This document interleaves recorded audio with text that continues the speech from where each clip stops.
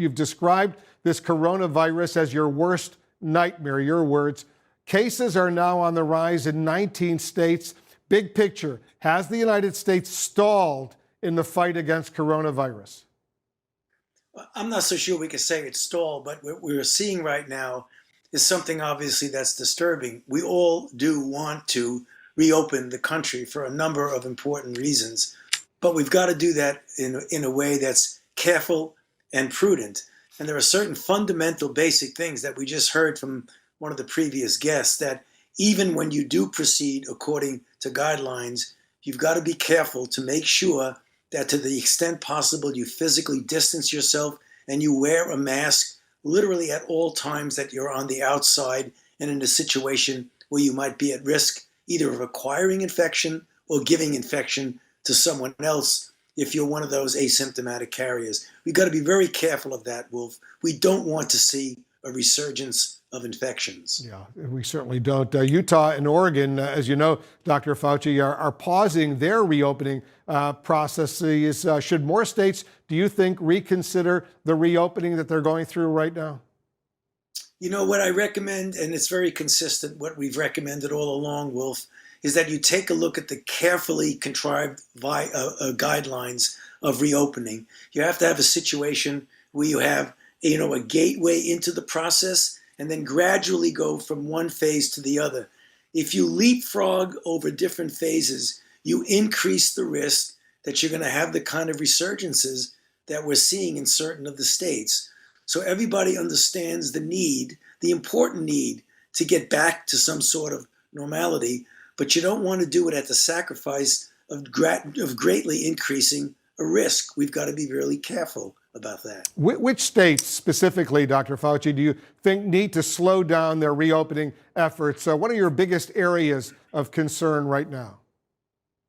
Well, Wolf, I don't want to be saying they have to decrease their rate of their opening. But if you look at just the data, which are the thing that drives it all, if you look at what's going on, for example, in California, if you look at what's going on in North Carolina, in Arizona, in Texas, and places like that, you've got to carefully look at what the result is. Remember, I've said, and I'll be consistent with it, that when you do start moving towards opening up, you are going to see blips of infections. It's the capability that you have and that you've built to be able to very effectively do isolation, identification, isolation, and contact tracing.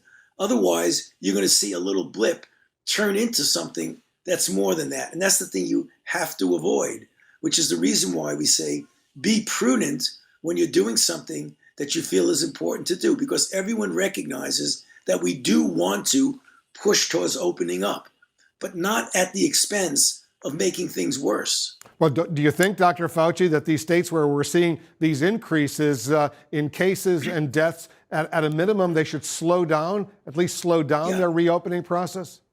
They should do two things. Again, the individual decisions are made by the governors. But looking at what we're seeing, if you start to see things which we're seeing, because they'll say, and appropriately so, that the increase in cases is due both to more testing, identifying cases that you might not have gotten, but also a real increase. And the proof of the pudding, Wolf, is going to be when you start seeing more hospitalizations.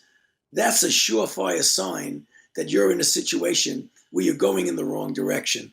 When you see more percentage of the tests that are positive and more hospitalizations, that's something that should get you to pause and say, wait a minute, let's rethink this and see where we're going. Maybe we need to slow down a little. Maybe we need to intensify our capabilities to identify, isolate, and contact trace. We don't want it to get out of hand again. I want you to listen to this, Dr. Fauci. This is the White House economic advisor, Larry Kudlow, what he had to say yesterday. Let me play the clip. I'm not the health expert, but on the so-called spike, I spoke to our health experts at some length last evening. They are saying there is no second spike. Let me repeat that. There is no second spike. Did you speak to him? Is that true? There is no second spike? I have not spoken to Larry Kudlow. I know I've not been one of the people that he spoke to. Well, is there a second spike that you envision that you're seeing right now? Yeah, no, Wolf, it depends on what you mean by a second spike. What they're saying is that there's an increase in cases. Is it spiked up, or has it been a situation where there's been a gradual increase? As I said, and I'll repeat, you look at the data. If you start seeing an increase in the percentage of the tests that are positive, not the numbers, because the numbers could be explained by doing more testing, and I'll grant them that.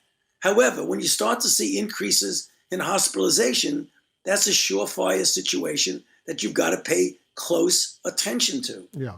There has been a dramatic increase in hospitalizations in several states. Yesterday, I spoke with Asa Hutchinson, the governor of Arkansas. We're seeing an increase in hospitalizations there, not only an increase in the number of cases. The Treasury Secretary, Steve Mnuchin, says even if there is a spike, in his words, he says we can't shut down the economy again. Is it realistic to rule out the possibility of actually having to shut down the economy again?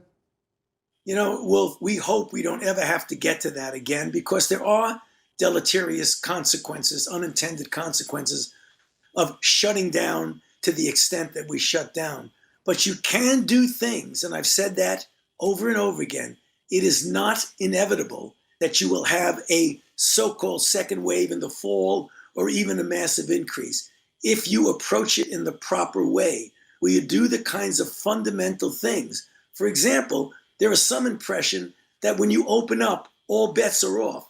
They are not off.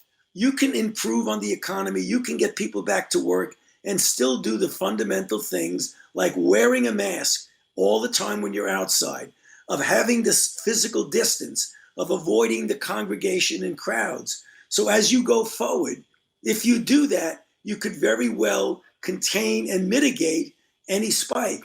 I think the problem is some people feel, well, we're opening up, so all bets are off. They're not. You still got to be really careful. You know, I want to get your thoughts on this, Dr. Fauci, because I know you've advised that people who are planning to attend President Trump's big rally next week in Oklahoma, that any large group, in your words, is a danger and risky. Have you told President Trump himself that this rally and other huge gatherings like this potentially could be very dangerous and risky? I have not specifically spoken to him about that, but the principles that I have been espousing hold true and stand, as I've said them before. When you're in a large crowd, if you have the congregation of people that are much, much close to each other, you definitely increase the risk that you will either acquire or spread infections. And I've said there are some people that are going to do that anyway, no matter what I say. But the issue is, if they do, please wear a mask all the time, because a mask will give you some protection. The best thing to do is to avoid crowded areas. But if you're not going to do that, please wear a mask. Let's turn to where things stand on the desperate search for a vaccine right now. I know you've previously said that if everything falls in place, we could have a vaccine deployable by the end of this year. Are you still confident in that timeline? You know, I'm confident in the timeline that we will get to the point by the end of the year. We will have a trial that has accrued a large number of people, and we hopefully will get an answer whether it works or not. The one thing that people need to understand, there's never a guarantee that a vaccine, and we have multiple candidates, it isn't just one, that is going to be safe and effective.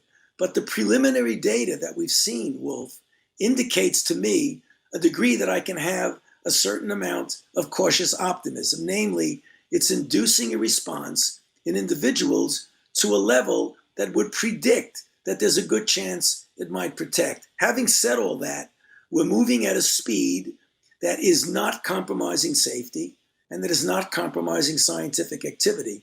But hopefully, having said that, by the time we get to the end of the year, the first quarter of 2021, we will have a vaccine that we will be able to deploy. I hope we have more than one, because there are more than one promising candidates. I know a vaccine is a dream, and we're all hoping it comes forward by the end of this year. What about therapies? Some new breakthrough that will at least prevent people potentially from dying or having a very severe case?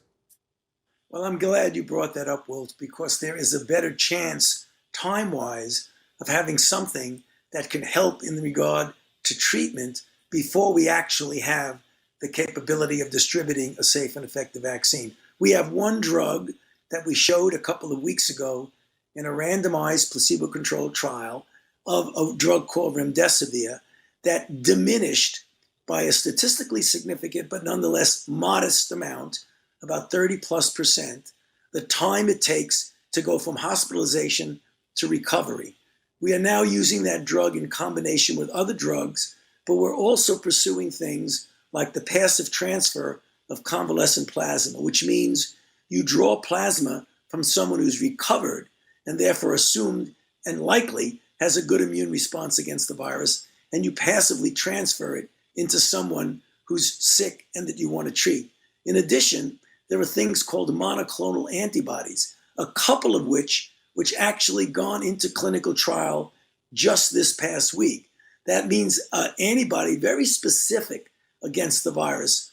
We've had success with that in diseases like Ebola. Hopefully we can translate that success to coronavirus disease. These are things that are ongoing now in a very active way. So we're hoping that as we get into the fall and the winter, after these interventions have been tested, that we will have some drugs that we can count on that would benefit people either who are ill or even to prevent them from getting infected. Yeah, that would be huge if that happens as well.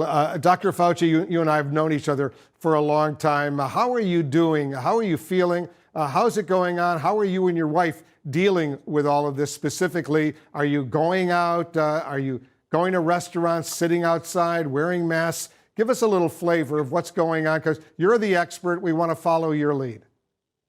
Well, as you know, Wolf, I live here in Washington, D.C. It's exhausting, Wolf. I don't want to say, but it's the adrenaline and the cause of what you're trying to do drives you. So I'm chronically fatigued. I don't get a lot of sleep. As you can hear from my voice, I'm constantly briefing, talking, doing things, hopefully getting the right cause out. I'm living a very simple life like most people are. I do my job. I go out in the evening after all of this and try to get exercise every day. When I'm outside, I wear a mask. I don't go into restaurants because in Washington, we're not at the phase of opening restaurants. It's outdoor. I like to support the restaurants that I like around my neighborhood. So I do takeout. I go there with my mask, I take out, I eat home, and that's it.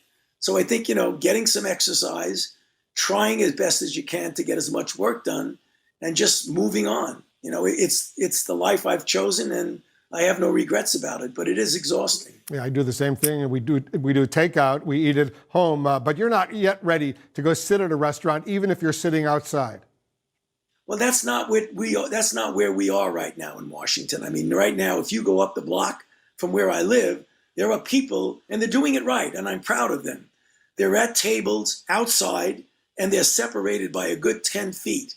I happen to want to just go and take carry out and come home and eat while I'm working on my computer and continuing into the night to answer the hundreds and hundreds of emails that I get.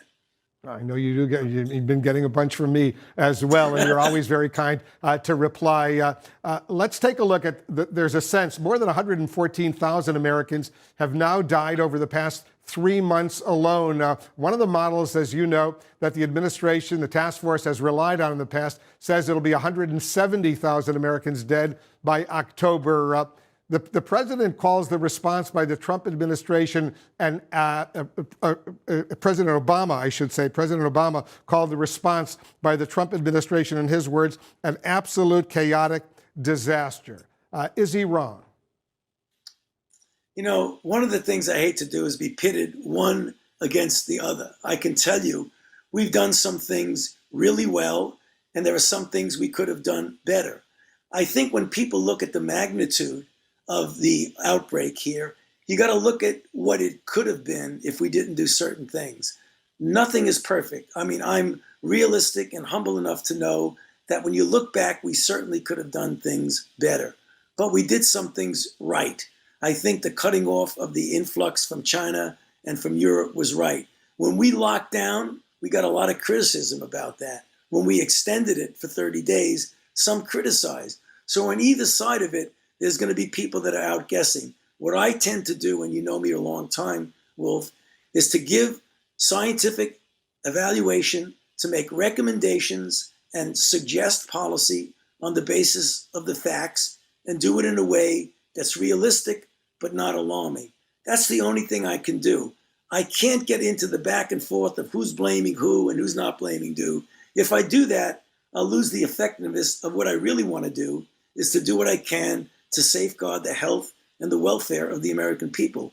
When you get involved in all of that back and forth, who's right and who's wrong, it's a distraction and it's not helpful. One final question. I know you got to run. What do you say to those Americans out there who may be watching right now who think it's over? The coronavirus pandemic is over. It's time to get back to business as usual. Well, although we'd love to get back to business as usual, just take a look at the numbers, Wolf, and you can see it's not over. There are deaths, 1,000 or so deaths every day. There are, last time we looked, around 20,000 new infections each day. It's not over. It's just not. And we have to do what we can do to try and continue to contain it as best we can. And hopefully a combination of the public health measures together with the scientific advances, therapy that you mentioned appropriately, the possibility of a vaccine, this will end. I have no doubt it will end, but we've got to be in it together, doing what we can to make sure we can do that as quickly as we possibly can.